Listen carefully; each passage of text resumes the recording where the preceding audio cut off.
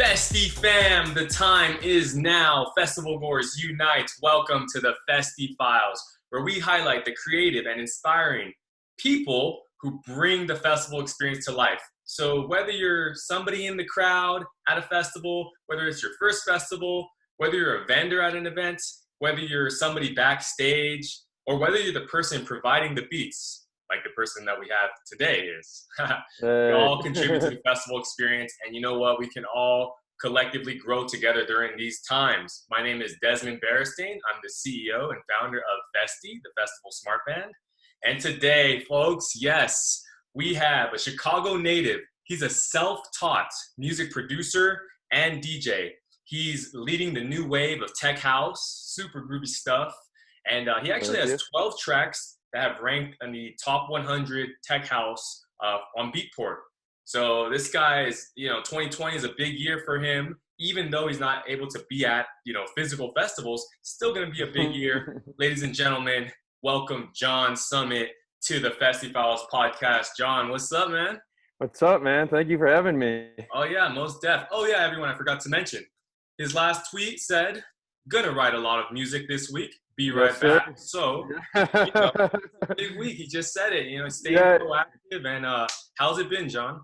It's been good. Yeah, you just caught me in a little studio break right now. But this is this week, I have absolutely nothing going on. So I'm like, I got to get a lot of music done. And, I have all the time in the world right now. So might as well rock it out. Dude, exactly. You just said it we're all at home right now and we're not physically able to be at festivals. And I'm sure you had a whole schedule at performances and whatnot. But rather than, of course, there's that initial bummer moment. But then you're like, all right, well, what else can I do? And we can all create, create and have fun. So talk about that quick transition, man, because really leading up to 2020, it seemed like there was a lot of excitement and there's still to be pumped about. So I had a ton of momentum going into 2020. I kind of releasing on all the labels I wanted to, kind of all the songs I wanted to get out. Because I have really club oriented kind of music too. So it was really weird. This obviously came out of nowhere. No one was ready for it. But I've been trying to treat it as a blessing in disguise, because I went from being strictly a bedroom producer to 3-4 gigs a week. Just nonstop travel. And my biggest concern was kind of stalling as a music producer. And when you don't have time and you're traveling a lot, you don't have time to write music. So now I've really been trying to take advantage. I've been writing the best music I think I've ever written. And so I'm having a good time with it. Hopefully, the biggest question is when things will get back to normal, but you can't control the external factors, right? You can only kind of do what you're given with. And so I think I've been doing okay with the transition. Yeah, man, you just said it. Basically, there's this creative energy that you're trying to tap into, and it's a little more challenging, right, when you're playing 3 or 4 shows in a week. Talk about that. Talk about what it takes. This week, you just said it. I'm getting into a flow. I'm writing music. You set that intention. Talk about balancing the two, and then kind of the pro of being able to just not have to go to the events and focus versus doing both, because I'm sure you just have to deal with both at all times. Yeah, so what really helps is that I'm a laptop producer, so I can produce in a hotel room. I can produce at the airport and stuff. It's tough when you're hungover and whatnot, but besides that, I was able to get stuff done. And generally, you're only mainly touring Thursday through Sunday, so I would be able to get was doing pretty good at writing music Monday through Wednesday. So that's a tough balance. You're pretty much working 24/7, but it's work. It's not it's not the toughest job in the world. I fucking love it, every single second of it. But what's a laptop producer, by the way? So that means I don't even need a studio technically. I can produce in bed. I can produce anything, because all I need is my laptop and headphones. And there's a lot of people like that nowadays. I saw an interview with the guy who made Cardi B's album that won album of the year, and he said he produced the entire album from his hotel room, which is crazy that you can do that nowadays. Whereas 10, 15 years ago, you needed $1 million studio that you're paying, $400 an hour to rent, which people still do and they're really good with. But I'm lucky that I basically learned in college, just in my dorm room, doing basically exactly this, but with nicer headphones than the Apple ones. That's awesome, man. Yeah, and that's kind of why, for example, I got the little setup back here, right? And it's oh, it's a little fancy, but just certain things you can do, tapping into your creative side while you're at home. Mm. Really, I believe it is going to push a new wave of music and so many more genres. Yeah. Talk about that, and then talk about the wave of tech house that you were pushing out. So what's really interesting, because I was already kind of transitioning a little bit to more songwriting because I'm working with more vocalists now. So like I have like three, four, like my next few EPs coming up are all like on Repopulate, which is Repopulate Mars, which is Lee Foss's label. And he's incredibly talented at songwriting and like working with vocalists such as Annabelle Unglin and stuff like that. So he's been helping me along with that kind of sound. And now that this happened, I feel like listening to a lot of music that like other producers and stuff sending me for feedback and everything, people aren't worried about writing strictly club banger kind of stuff. Because it's like if I make like a huge club track, like I guess you can play it on a live stream, but that's about it. But now like now's the time we can get like experimental with having like guitars on tracks or like legit songwriting breakdowns. And I don't know, I think that the music that's going to come out of this is going to be different than the very like formulaic tech house that's been kind of the big thing for the last few years. Word. And just for all our viewers who like are like, well, what's tech house? What's Yeah, this? okay. He's like, yeah, let's talk about the 30 different genres of house music and just kind of Yeah. give a rundown so that someone just can be like, oh, that's why it's dark house, this house, that house, Yeah. but it's all house. But Yeah, that's why tech house is kind of the catch all where like I don't know if you remember in like 2014, 2015, people called everything deep house. And then they switched it to now I guess tech house is the catch all phrase because it's definitely not techno and it's definitely not the super traditional house music, which is basically kind of more disco oriented, I guess. Because I consider basically all my music just straight up house music, but I just for me, I have like the dark, like driving bass lines in a lot of my tracks, which gives it the tech part, I think. yeah, for sure. And little subtleties, right, within the Yeah. art, but Mhm.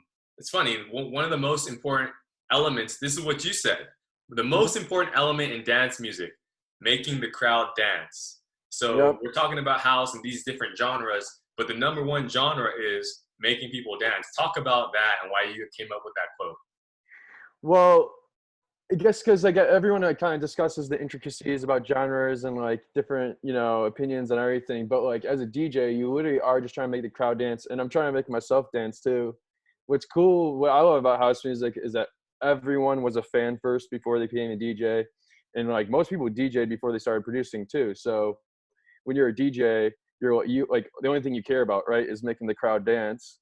So then you bring that energy into the studio, and you're like, what is something that what I like to imagine is like, a day party on top of a rooftop, everyone's smiling, perfect weather. Like, how can I increase these vibes even more? And that's why I love house music, tech house. It's just so vibey and like, damn, I'm missing it right now talking about it. Yeah, dude, it's funny you say that because before this podcast we were driving around doing a little errand, Yeah. and I was with my fiance and I was bumping some of your tracks, and Oh then yeah. she started saying that she's like, man, I feel like this literally is party music. I was like, yeah, Yep. this is this good vibe. Like we're all up out here having a good time. Talk about Yeah. let's get into your story, and even like the Chicago house story, because like even Mhm. like there are so many legends coming out of Chicago. So talk about your upbringing and the origin story of John Summit. So I kind of had just like the typical upbringing of just listening, especially, because I'm 25. So when I started getting into music, it was kind of the whole EDM era scene. We had like big Lollapalooza festival here, North Coast Festival. So that was kind of my gateway into electronic music and stuff. But you don't really start getting into the underground scene in Chicago, basically, until most people 21, or if you have a fake, I guess. And then the whole world opens up. And then like I started meeting everyone in the Chicago scene, started doing all the underground clubs, started doing all the warehouse parties. My first ever gig was like in Chicago was at like I think my set time was at like 7 in the morning in some very sketchy warehouse where like the Uber won't even pick you up from the area. But like that's like but then you could play music as loud as you want 24/7 there.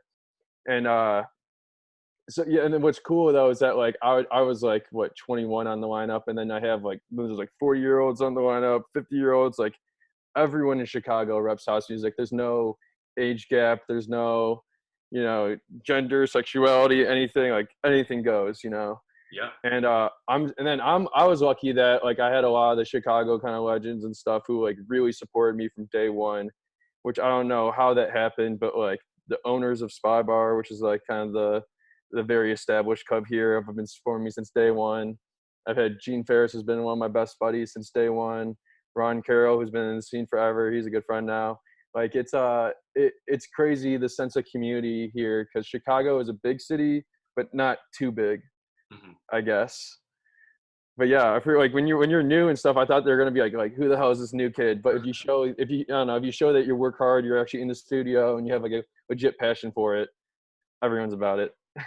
Yeah, dude. I was listening to Cascade went live like last week, and he was just talking about, oh Yeah, man, back in Chicago, the scene, and like just the way he talked about it, I was like, damn, there's just like, of course, there's already from the hip hop culture and the soulful culture. And I feel yeah, like taking that soul and then also putting it into house music has just been beautiful. yeah, Like watch that happen over the last decade.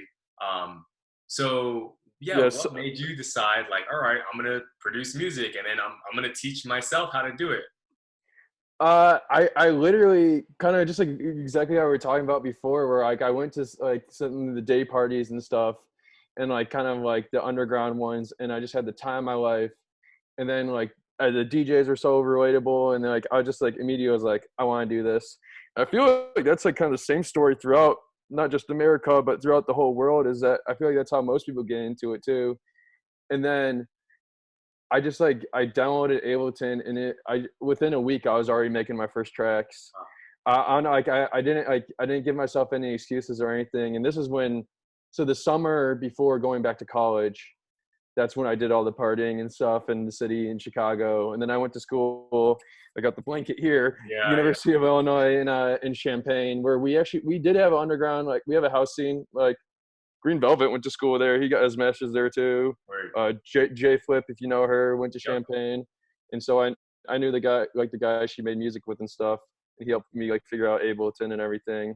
So I basically spent a whole year not partying or anything at school, came back to the city with all these tracks and inspiration. And it's been a crazy life ever since. Nice, man. Yeah, shouts out to Dirty Bird. You know what I mean? Yep. Them beats. And then you mentioned it. You were just like, "Yo, I want to do this." A week later, you Yep. download Ableton. A week later, you're making your own tracks. Talk about that because I feel like people are at home right now and they're like, same thing is going through their head. And some of us, we get into like a perfectionist loop, or Yeah. we don't want to release stuff, or we feel like, oh man, I don't know what I'm doing. Talk about how you were just able to maneuver through that and be like, well, I know that I'm better today than I was yesterday, and how you weren't kind of like shy to just try things and yeah. You have to just be super, super open to, first of all, you have to find other like-minded people who are kind of in the same wavelength as you. Like I lucked out where when I was releasing music, and there's still a great record label now. And I'm still best buddies with all of them. Was this label called OKNF? It was a collective at the time, whereas like a ton of like West End was part of it, like Riff. There's so many guys in it, and we just all would just we have a Facebook group, just share music back and forth 24/7. And like my music like was terrible at the time, but it got like better. It got exponentially better within just a few months, and then I started releasing to that label and everything. And you just have to. I think being a perfectionist is key because like especially house music. If you listen to house music song, there's so many little intricacies and stuff, but you're not going to go from zero to that overnight. It's the same thing with I'm a big believer in like the 10,000 hour rule, where it's like you're not going to know Spanish after a week. You're not going to know how to play guitar after a week. But if you spend 10,000 hours learning Spanish, I guarantee you'll be like perfection at it, right? Yeah. So talk about that, how like you've watched your music progress, and as Yeah, you're logging in those 10,000 hours, and then for you to say like now, like okay, I feel really good about this, because yeah. I feel like it's this. Some people say, oh, it's easier said than done, but if you're passionate about it, you're gonna log in the time, and like you said it, you took a year off while like from social life, right, while in college. Is that Uh, Well, yeah. So this is during my like master's year at college, and I'm like, so I was an accountant, so I was studying for the CPA, and I like passed the CPA and everything, which is being a certified public accountant. But like, so like I was literally just studying for that like 6 8 hours a day, and then but you can't just do that all in an 8 hour span. So I just command tab, switch to Ableton, make music for an hour, then study for an hour. But then I was still DJing at the bars on the weekend too, so I do that on the weekend. But I definitely at that time I was not living like the typical college life. Wow. But you don't have to like completely sacrifice social life. You just have to have boundaries. Like if it's a Tuesday night and your friends are like, hey, come grab a beer, and like you're working on something. If they're a good friend, they understand. Like you're pursuing your passion, your hobby, and everything too. But I think I treated it as a hobby the first couple of years, like a hobby that I'm serious about. But you don't get too frustrated if like you don't sign something or if someone doesn't like the track. Because now like I'm sitting on so much music that if a label is like, oh, we don't dig it, I'm not just like, damn. I'm like, okay, I'll send you something else in 2 days. Word. And did you always have that mentality, or did you have to cultivate that over like the years? I kind of always had that mentality because like I think celebrating, this is a big thing. I think celebrating like the little successes is huge. Like when I like released my first track on SoundCloud and I got like 50 likes, I thought that was the coolest fucking thing in the world. I'm like 50 people like this. A few of these comments, maybe the comments were bots, I don't know, but they're like, this is dope, and I'm like, hell yeah. Like I used to like make videos on YouTube and stuff, and it'd get like 50 plays a video. But if I got like 2 thumbs up and 1 comment saying this is a cool, like I laughed, I'm like, this is totally worth it. Dude, So that's now so like, true. Yeah.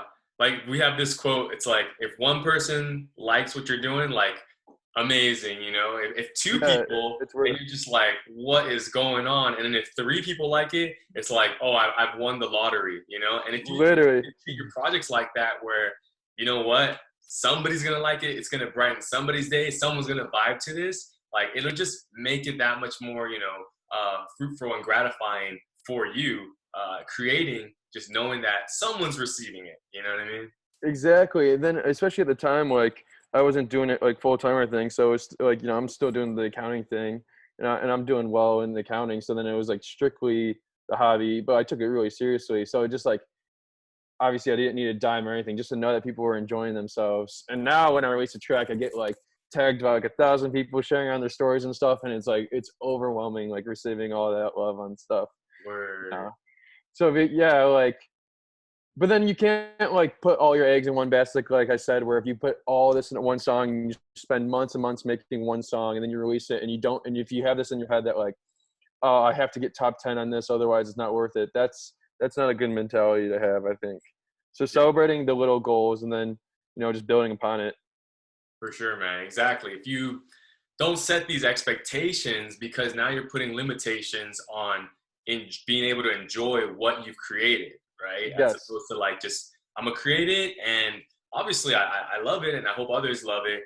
And then of course you want to do well. Like you have tracks over a dozen that are in the top 100 for Tech-House Yeah. on Beatport.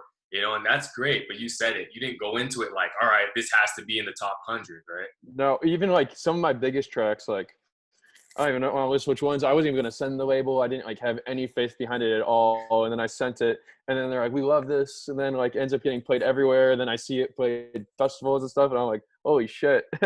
Yeah, So dude. like, but like I'm a little too hard on myself, but that's like my expectation being zero. But then like I have someone who like will send me a promo, and they're like they're so behind it, and I give like and they ask for feedback, and I almost feel like I can't give them legit feedback because I don't want to upset them or something too. Like if someone's really like hype on something, I'll say it's dope or whatever. But when I send tracks to my friends and it's not finished, I'm like, be as mean as possible as you can be, because like it's well, the thing with art, there's always something more you can do to it, right? Yeah. So let's talk about that. Yeah. How do you say that and get that constructive criticism? Or in your case, you're like, just go ham on me, like, and then how are you able to take that and then reassess it, right? Yeah. And then churn something out that you can say, okay, it is ready, right? Because some people get caught in that loop, and technically you don't want to get caught in that infinite loop of like, all right, revision, put it out, revision, put it, and then you never really officially release. Yeah, that's so I do like a ton of little revisions, but at that point the track's basically done. I'm just doing like little mixing things. But when you're talking about like the feedback part, when I give someone feedback, I always try to do a pro then a con, a pro then a con. So instead of being like the bass sucks, the kick's weak, blah blah blah, I'd be like, okay, the vocal's really cool. I like the idea here, but then I think you should add 8 bars in this breakdown and really spread it out a little bit. Maybe add like a fill here and there. So like having actual concise criticism instead of like, I'll never, like I've sent to some people before and they're like, yeah, I don't really dig it. I'm like, well, that's not feedback. It's just like, or constructive criticism, I guess. Right. But as an artist, like imagine if you're like doing like a painting, you never know, like, do I need to add more atmosphere in the background? Do I need to, and you can think the same way as a song where it's like you've been listening to it so much and you send it to someone, they're like, dude, why don't you just add vocal chops right there? And you're like, of course, I should have done this all along. Word. So really, being collaborative, I think if you think of every great artist in the scene, they always have big collaborations. They're always working with others. I really don't know any like total lone wolves because, music is community. House music is community, Every legendary Chicago DJ producers all worked with each other at one point in time. Like I have had a collab that came out with Gene. This week I'm doing a collab with Lee Foss. It's about Chicago. Nice. And then obviously doing solo projects and stuff too. But I think, especially with this whole quarantine going on, I have to be working with others and still maintaining social somehow, right? Yeah, dude. Let's talk about that actually. Let's talk about what have you seen during this quarantine time that is pretty inspiring. Like, for example, there's live streams, there's certain artists, like even stuff like this, right? People jumping on podcasts. What have you seen that's like, okay, cool, man, I like that. Like, the coolest thing is that literally no one used Twitch before this in our scene, and now like certain labels like Desert Hearts, Percomaniac's done this, Dirty Bird's done this, Insomniac's obviously huge on Twitch, but it's cool that like they have like mini communities on Twitch that there's like a bonus point. Have you used it at all? Yeah. Like these labels, and they have like these bonus points. So, like my buddies here, I think they're streaming right now for the Percomaniac's label. They have like if you get 1,000 points, you can make all 3 DJs do a group White Claw shotgun together, which I think is fucking hilarious. Yeah, so like it makes it like interactive. Like you're telling the DJs to chug a beer while you're just sitting from home watching them DJ. Whereas like any other stream, like if I watch, like I love circle sets, but I can't tell Hot Since 82 to chug a beer while I'm sitting on the couch. Dude, that's so funny. And like yeah, exactly. Yeah. Twitch was just straight up for like mainly for gamers, and then all of a sudden they're like, hey, we don't even need to switch the infrastructure, and the EDM community just really jumped on it.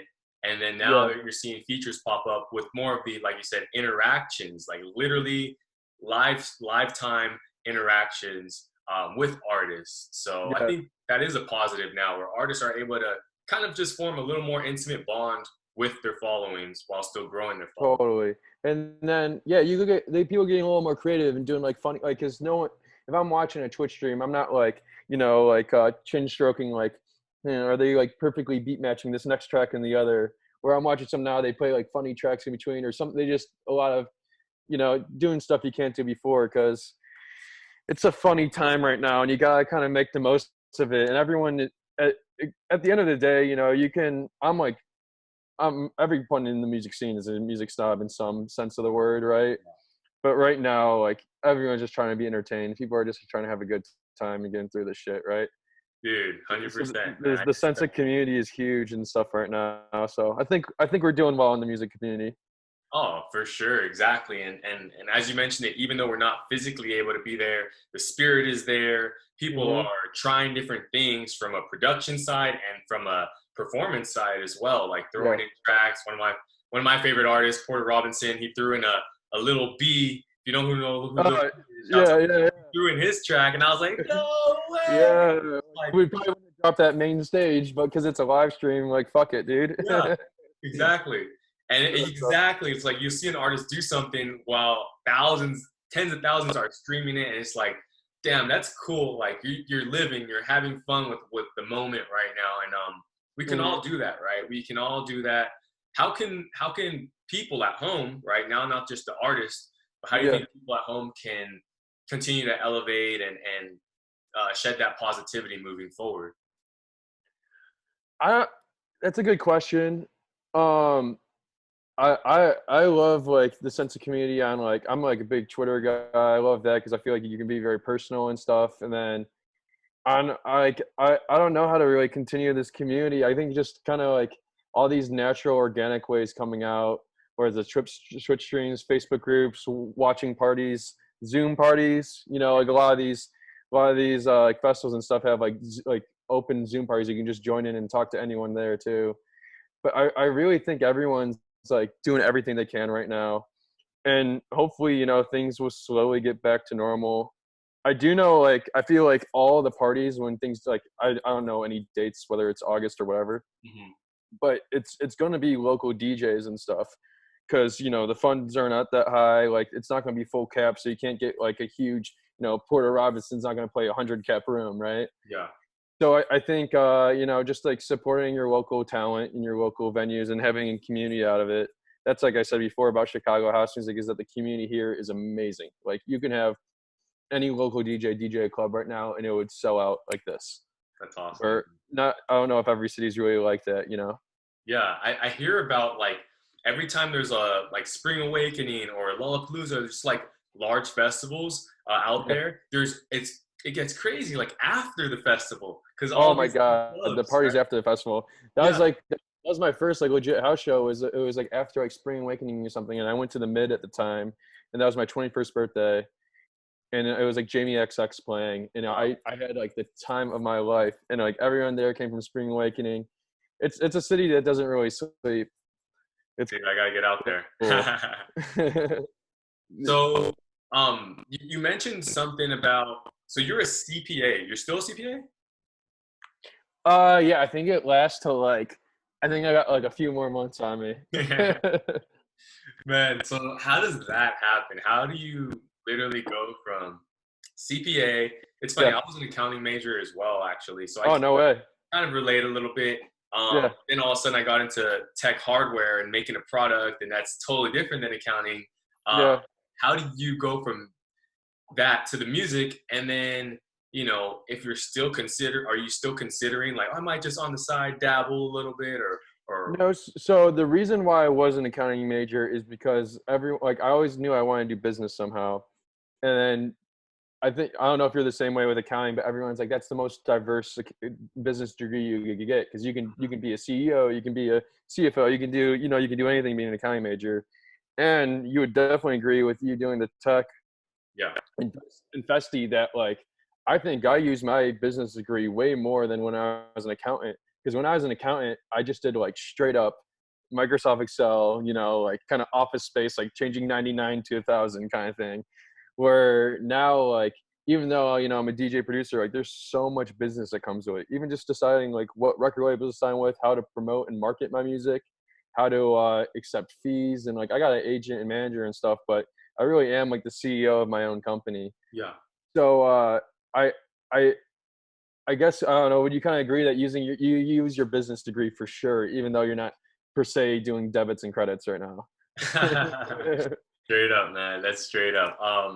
So you just mentioned something else that's really cool. Yeah, Talk about the beginning stages of your career, and yeah, that even could be like even up to now, which is there's a whole future ahead. But talk about how you have to wear multiple hats, and at times yeah. you were the CEO of your own business, and it starts with you. So like the Mhm. hunger starts with you.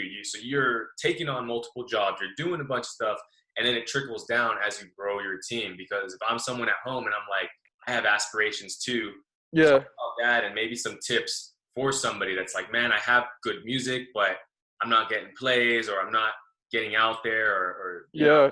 That's a great abundance. question. People ask me that all the time. Like, when do I get a manager? When do I get an agent? So from day one, you're the CEO of your own company. You have to have all the social media, everything has to be the same name and everything. But obviously, the number one thing, if you think about yourself as a company, the number one thing that matters is your product.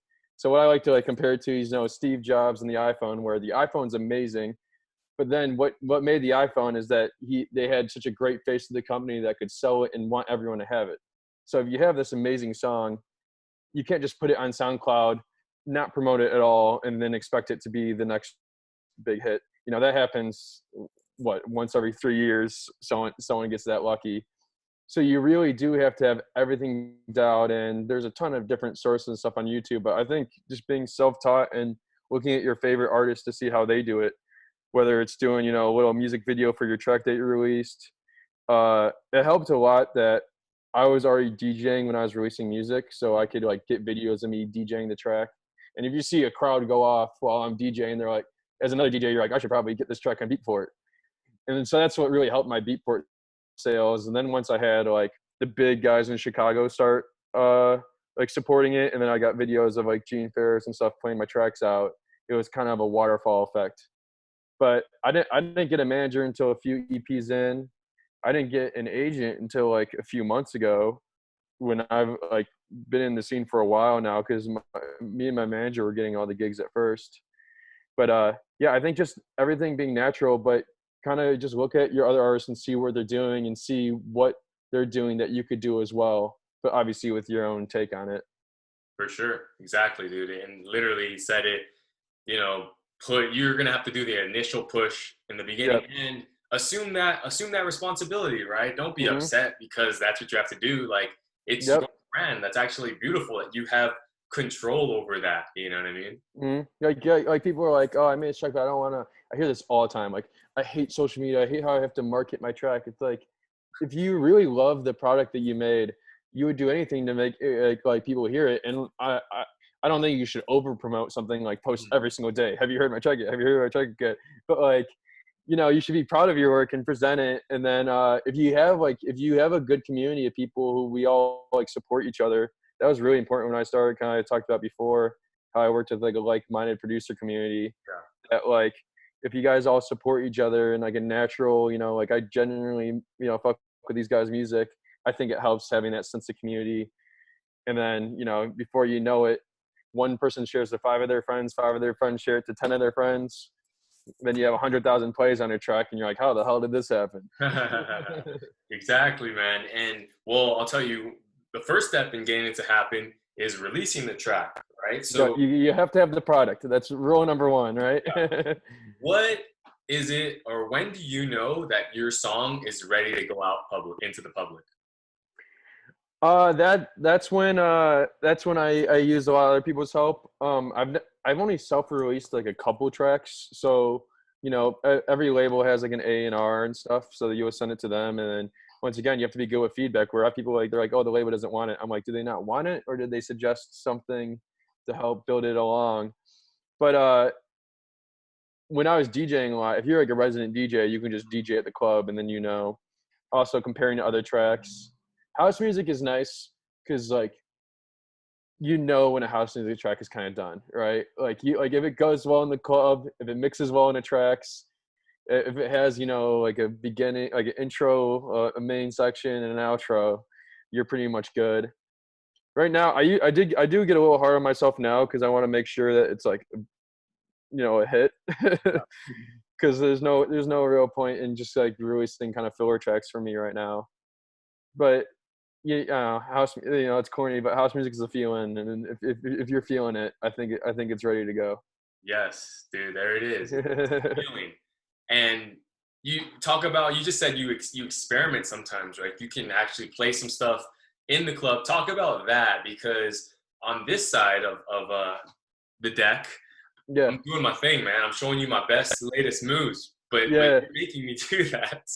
And you would experiment with tracks, and then how after it's like you can go back to the laboratory and be like, all right, like this worked, this was talk about that, reading the crowd and how important that is. That's a form of feedback. Yeah, so it's a mix of factors. When I DJ, I don't plan my sets out whatsoever, so I'm like strictly reading the crowd and stuff. And so first of all, it was like, does it mix in other tracks well? That's one thing. Then like also like, are there like weird gaps where people are just like looking around the crowd? Like, not that it has to be 110% energy the whole time, but some tracks go too low of energy at points, or maybe too high energy for too long. So kind of like feel how that is. And then also the mix downs too, because I mix down my headphones. So when I play in a club, I'm like, oh shit, this click is way too loud, or total opposite, the click's way too soft. I'm pretty good at mixing down now, where I can do a mix down and a quick master in less than an hour if I really want to. And then what's nice is like the labels and stuff too. They're professional master when it's like officially released, but in the club, people can't really tell too much. But yeah, it's like it's like the car test, you know. It's like you think it's great, then you play it in the car, and you're like, damn, like this needs some shakers right here, or it needs.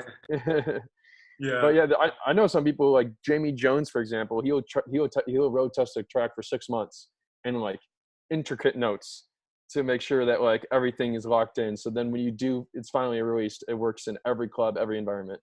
Dude, yeah, it's funny you mentioned the car test.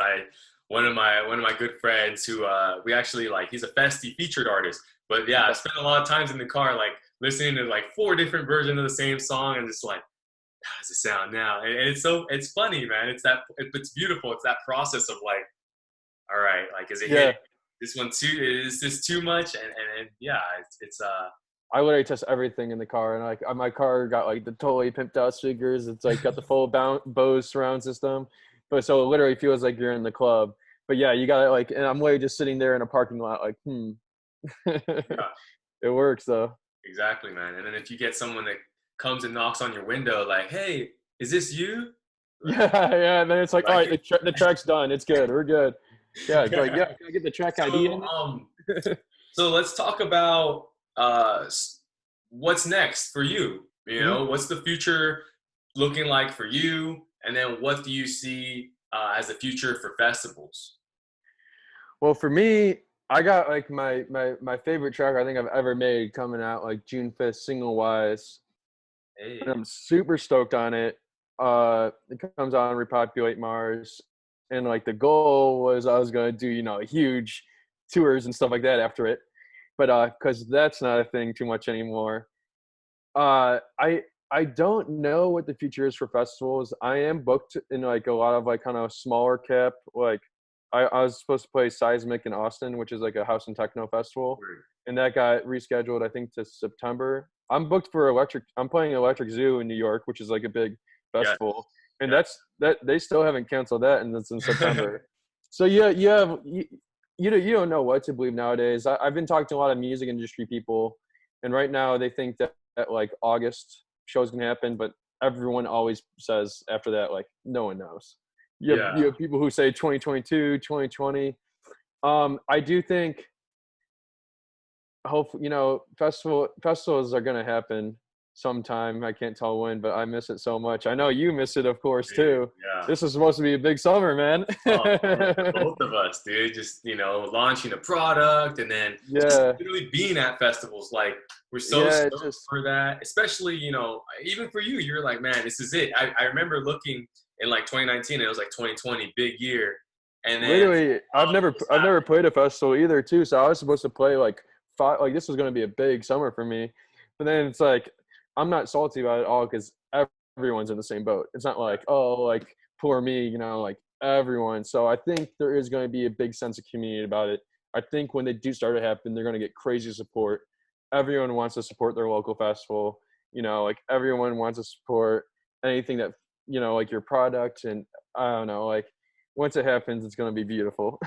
Yeah, dude, exactly. Whenever it happens, it's going to be beautiful. And then he mentioned it, like, we're all in this together. It's not like, oh, you can't perform and like we're all in this. We're all kind of having to deal with that same bummer, but then we're all going to get through it together. So one of the things on the Festiie Files podcast we like to talk about is how festivals sometimes mix genres, right? I mean, they're all a mixture, whether it's within the EDM world and subcategories, or whether it's like Coachella or Spring Awakening or Lollapalooza that brings hip hop and then brings rock and then brings EDM.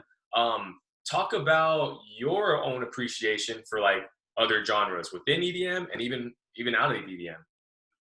So for me, I'm a huge fan of the underground, where I love all things underground, whether it's like Movement's one of my favorite festivals in Detroit, where you get the super underground techno.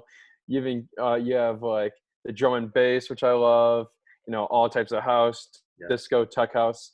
but I love it all because I've experienced it all. You know, I love dubstep at a time. I still love like the really like kind of like underground, like low frequency dubstep, which is cool at a time because it's very hip hop influenced. I love hip hop. And then I've gone to Lollapalooza like 7-8 times where, you know, seeing bands and especially with like, you know, if you go with a bunch of friends, I I always have like a mock festival lineup, but I kind of just go where the vibes take me. If my friends want to go see an act, I go, instead of being like I don't know who they are, I go and then I, you know, find a new band that I'm probably digging to like listen in my car every now and then. Dude, that's literally what we always say. We're like, and that's why I'm telling everyone. And right now is a reflective period, like self-reflection, Hmm. where we can all collectively become or work on having a better festival atmosphere. And one things I'm just telling people and is like appreciate other genres because we've all been there. We've all been at a festival where you're like, all right, I'm seeing this artist, and this artist. Then Yeah. like you're walking from one stage to the next, and you just hear that roar of the crowd from somewhere else. You're like, Oh shit. what's going on over there? You're like, I have to go see. And then all of a sudden, like you mentioned, you're discovering a new artist. You're like, damn, bro, I didn't even know I was gonna be here, and it ends up being something you remember like beyond the festival.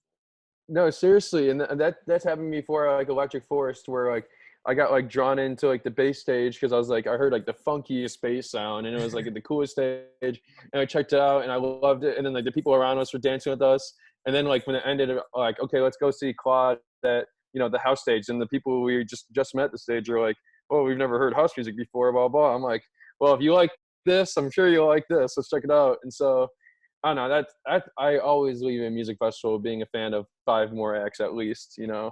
Dude, that's And tight. that's the beauty of it because when you have shows and stuff, you're never really kind of seeing totally acts you've never seen before. Where festivals, I think you can agree, you always leave knowing new acts, maybe even a new genre that you love. Exactly. It's just that blending. That's like the essence of festivals is you experience it, but then meeting other people and then experiencing what they like and then introducing them, and it's like that's what it's all about. Hmm. Talk about now that you're on the other side. No, they're not on the other Yeah, side, but like you're performing, you're providing the beats. yeah. Are you able to like make time to still go to certain shows or festivals and just be part of the crowd? Oh, always like I'm like I know it's kind of like people always say they're a fan first, but like I am very much a fan first. Or sometimes I forget I'm even supposed to be playing because I'm always on the dance floor. I'm always having a good time because like what else is the point, right? Especially if I go to a festival now, it's like me getting a free festival ticket, so I'll stay an extra day or whatever and just mess around, drink a bunch of beers, dance with the new friends and stuff. But like, and you get just like a ton of you know, like if you're too just focusing, if I focus on my own act too much, then I forget like that there's other tricks, and not that I'm like being like critiquing other acts, but you know, you see something like one act does, like wow, I can incorporate something like that in my act. That's super cool. And especially house like DJs and stuff are always pulling new tricks where there's always, you can always build upon your own act somehow. And that's the tough part about quarantine right now is, you know, the inspiration part, where thank God live streams are a huge thing because I get inspiration through that. But I would still, I love going out and getting just inspiration, just hearing the music and, you know, Yeah, dude. What pushing that, things of forward. course, that's the inspiration. So you got the inspiration, right? What's the art of making music, in your eyes? How do you sit down and you're just like, all right, boom, I'm gonna start here, I'm gonna do this. Like walk us through a little bit of that. So when I start music, I always like need something of like the initial idea. And there's a few ways you can either start with like a sample, like the track I'm working right now. Like I started with like this Kanye sample that's like "Summertime Shy," which Hey. I'll eventually like get like a singer to re-sing it or something, because I don't think Kanye will be like, "Yo, you can use that." But or you could start with just like a really, you know, like groovy bass line and be like, "How do I build upon this?" Or a really good drum loop, but you have to have that initial idea of inspiration. Whether you know, like, you know, you listen to some songs and it literally just starts with like a sick bass line and then it just all builds from there, or even like a synth loop. Like Bicep's really good at that, or like a drum break. But then it just taking that inspiration and just keep building upon it into something completely unique and yours. So yeah, it just like I said, just a one step at a time, celebrating the little victories every. So like even if I get like a sick synth sound, I'm like stoked for the day, even if I didn't finish the track, you know? Yes. Dude, that's awesome, man. Let's show some love. Let's spread some love for other artists in the game right now. So right now, just do a couple maybe shout outs. Who's an artist? I feel like everyone, when they're coming up, they see another artist, they're like, damn, that person's killing it. And it just shed some love right now. And then also you mentioned some mentors and the importance of that too. Yeah. So shout out to some artists. All right, I'll do a little bit around the world here. In Australia, there's this Sorley guy, and he's been on a Repopulate Defected, absolutely killing it. Awesome beats. What's his name again? Sorley, Sorley. Word. Great house beats. There's another guy on Repopulate who I play all his tracks out all the time, Deeper Purpose. Word. He's kind of the same thing where just like it's intelligent house beats, great bass lines, but just goes absolutely the fuck off at festivals and clubs, which is kind of my goal with like house music too, that it can work in like a small club intimate setting or also like a huge festival. Yes. And then America, there's like too many guys to list right now. Pretty much like in like my like little producer community of like, you know, Steve Darko, West End. I feel bad. I'm not going to be able to name everyone off the top of my head.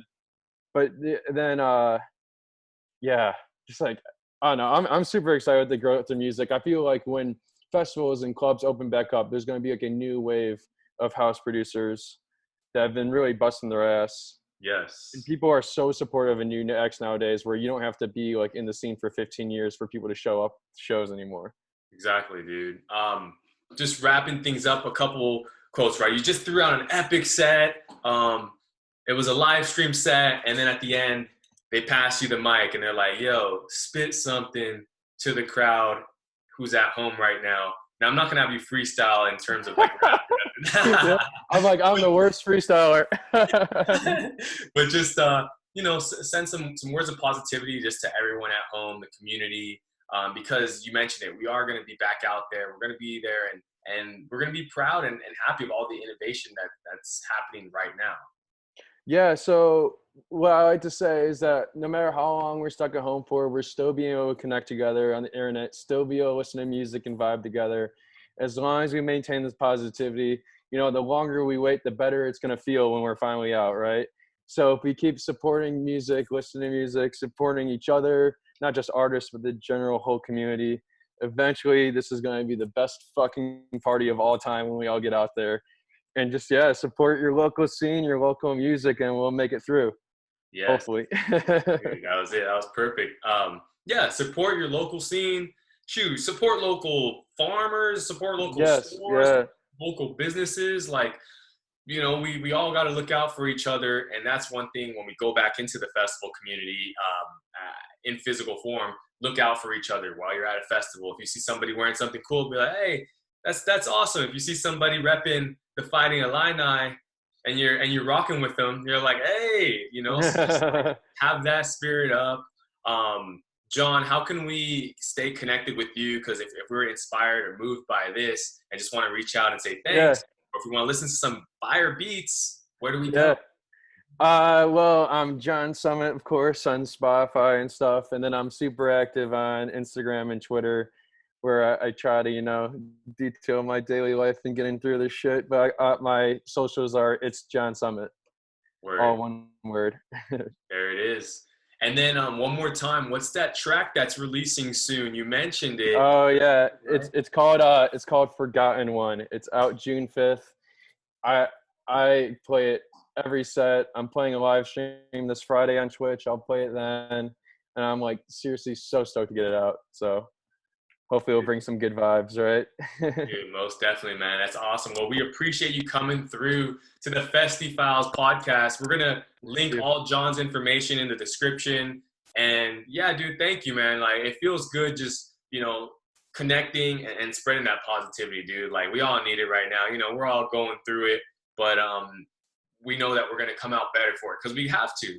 That's really our only option is to everyone level up, elevate, and then we'll be back out there for the biggest parties ever. However, we're going to have to do them. We'll figure it out, right? Yes, sir. Yes, sir. We'll make it. Yes, sir. I have positivity. I have hope. There it is. All right, everyone. My name is Desmond Beristain. Again, thank you, John Summit. Everybody Thank you. take care. Peace, love, unity, and respect. Festiie Files signing out.